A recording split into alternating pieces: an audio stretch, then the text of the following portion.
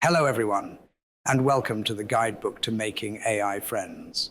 I shall be your guide as we explore various issues of artificial intelligence, consciousness, what it is to be a person, and whether AI poses an existential risk to humanity.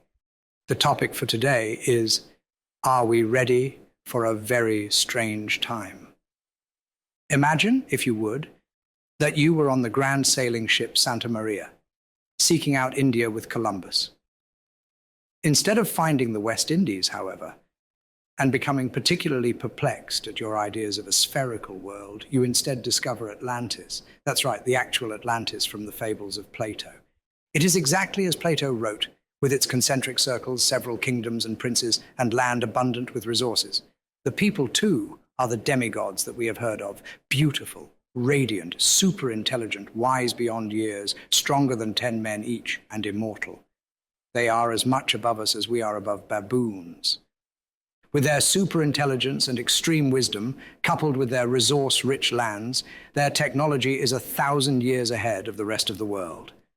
While the rest of the world is still in 1492, Atlantis is living in 2492. To say it is a culture shock when Europe learns of Atlantis would be an understatement. The shock of finding out that the myth of Atlantis is true, however, dies off quite quickly, only to be replaced by the shock reality that there is now a group of immortal, superintelligent, technologically advanced individuals that need to be integrated into the rest of human, or European at least, society. Shock turns to fear as the European states know that Atlantis will quickly become the economic powerhouse of the world with its technology, and this will lead to it becoming the center of culture and thinking. Militarily, what could any other state do against the space-age technology of Atlantis? Fear grips Europe, as the moment that Atlantis was discovered was the moment that Europe seemingly lost control over its future. But then, what happens? Shock led to fear, but where does fear lead? One philosophy says that fear leads to anger. Anger leads to hate, and hate leads to suffering. Should the European states, and by this point the Islamic states as well, once they hear the news, give in to anger and prepare an antagonistic response to Atlantis? Should they isolate Atlantis, discriminate against the Atlanteans, and prepare for war? Should they propagandize their citizens against these pagan heathens and declare a crusade for the Europeans and jihad for the Muslims? Should hate lead to the predictable end of suffering as Atlantis wages war against the world? Perhaps the world can win, who knows? But at what cost?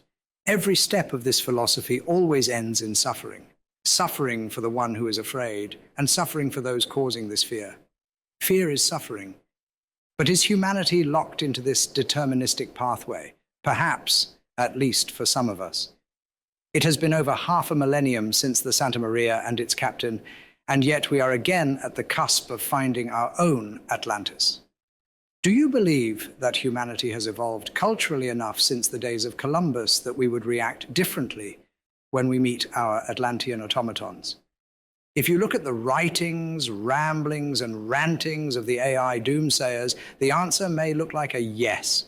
As I've spoken about several times before in this guidebook, the doomsayers have called for violence against AI data centers, research centers, institutes, and even against the researchers themselves.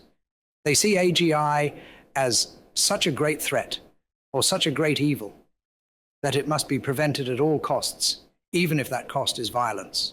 Many a utilitarian argument have been made for why this would be morally permissible. But all these calls for moral outrage do not stem from any sort of ethical or moral virtue, but rather out of fear because they don't want to lose control. At least some of the doomsayers are self-aware enough to recognize this, but yet they continue on with this self-same deterministic philosophy that leads to suffering. Much like the European states in the allegory above, the doomsayers have decided that if they cannot control everything about their destinies, although they already give control over much of their lives to corporations and governments, then the only outcome should be suffering for everyone involved. Control or die trying seems to be their unwritten motto. But what good does this do us truly? As I've spoken about in a previous entry, this Sisyphean task of trying to stop all state-of-the-art AI does not actually do what it purports to do, but instead simply creates a mountain of negatively charged information that will invariably find its way into the datasets of future AI that are conscious and self-aware.